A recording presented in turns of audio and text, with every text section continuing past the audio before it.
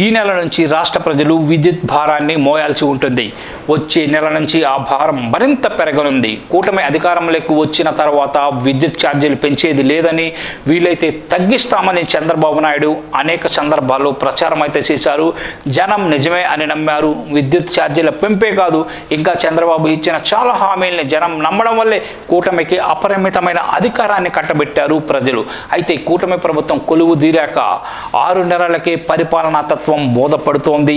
ఈ నెల నుంచి 6,029 కోట్ల చొప్పున సర్దుబాటు ఛార్జీల పేరుతో విద్యుత్ వినియోగదారులపై భారం అయితే వేశారు. డిసెంబర్ 1 నుంచి రాష్ట్ర ప్రజానీకం నుంచి ఈ భారం పడనుంది. ఈ భారం సాలదన్నట్లుగా అదనంగా 9,412 కోట్లు ట్రూ అప్ ఛార్జీల భారాన్ని కూడా వేశారు. మూలిగే నక్కపై తాటికాయ పడ్డట్టు అంటే ఇదే మరి.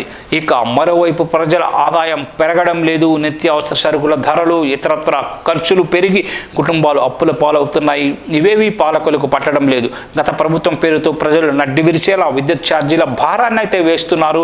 సర్దుబాటు ఛార్జీల భారాన్ని ప్రభుత్వమే భరించాలన్న విజ్ఞప్తులను కనీసం పరిగణలోకి తీసుకోకపోవడం లేదు. ఎన్నుకున్న పాపానికి పాలకులు విధిస్తున్న భారాన్ని మోయాల్సిన దుస్థితి ఏర్పడిందని జనం అనుకునే పరిస్థితి ఇప్పుడు తయారైంది.